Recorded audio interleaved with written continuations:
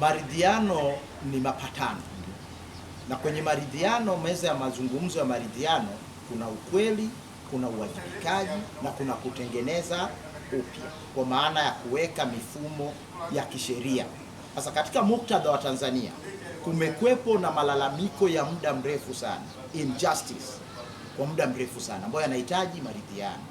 Tumekwepo na migogoro ya kisiasa, umekuwepo na migogoro ya umilikaji wa rasilimali kama ardhi, madini na kadhalika. Umekuwepo na migogoro ya ajira kwa vijana. Yote hii ni nini? Ni migogoro. Sasa migogoro hii inaweza ikasababisha nini? Migogoro hii inaweza ikasababisha machafuko kwenye nchi na tusiwe na taifa. Sasa je, nini kifanyike? Lazima kama taifa kuja pamoja sasa hivi kuweza kuzungumza ili tuweze kuridhiana. Turidhiane katika maeneo ya ufanyaji wa siasa na uchaguzi. Turidhiane katika maeneo ya upatikanaji wa haki. Kwa mfano, kwenye taasisi ya polisi, magereza, ofisi ya mwendesha mashtaka ya kitaifa DPP, mahakama zetu, bunge, kila mahali.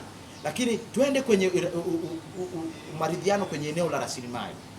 Namna gani rasilimali hizi zinatumika kwa ajili ya kuleta ustawi wa nchi na kutengeneza ajira kwa vijana, ili kuepuka vijana kuweza kuwa na miemko na chuki. Na hatari yake ni nini? Vijana wakiwa wana njaa, hawana ajira, maanake hawana vitu, njaa iko tumboni, mifukoni mwao, wana uwezo wa kuja kushawishiwa kuweza kuunguza nchi. Kwa hiyo lazima tuweze kuzungumza juu ya hilo. Lakini kama nilivyosema, vyombo vya upatikanaji wa haki hivi vinatengeneza chuki kubwa sana kwa raia kama haki haitendeki. Kama polisi hawatendi haki, alafu mwendesha mashtaka hawezi, sheria zilizopo zinamfanya asitimize haki yake vizuri. Kwa mfano, haki ya watu kutopatiwa dhamana. Mtu anaweza kukaa miaka 5 mahabusu. Mtu anapokaa miaka 5 mahabusu kwa sababu kesi yake haina dhamana, nini kinachofanyika hapa? Huyu mtu au jamii hiyo inajenga chuki.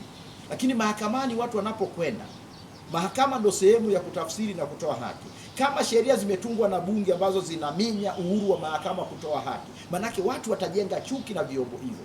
Chuki hizo zikijengwa, tafsiri yake nini? Mgandamizo au mkusanyiko wa chuki kukiwa kwa wafugaji, chuki kwa wakulima, chuki kwa wanafunzi, chuki kwa vijana, wanawake, kila kundi likiwa na chuki, manake mwisho wa siku tutatengeneza machafuko katika taifa. Sasa faida ya maridhiano yana faida.